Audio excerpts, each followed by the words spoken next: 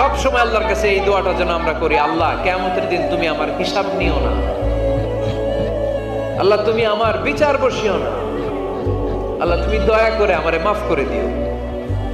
আল্লাহ যার বিচার করবেন ও জাহান্নামে যাবে, আর যার বিচার করবেন না সে জান্নাতে যাবে।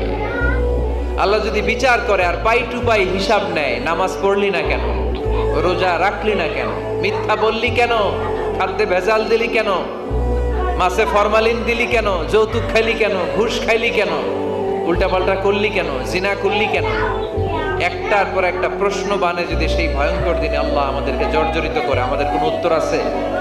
সেদিন আমাদের বাঁচার কোনো উপায় আছে? তাই আমরা সবাই আল্লাহর কাছে দোয়া করবো, আল্লাহ কোনো বিচার টিচার মানি না, কোনো বিচার করতে পারবো না, দয়া করবা। কথা কয় না? কি করবে?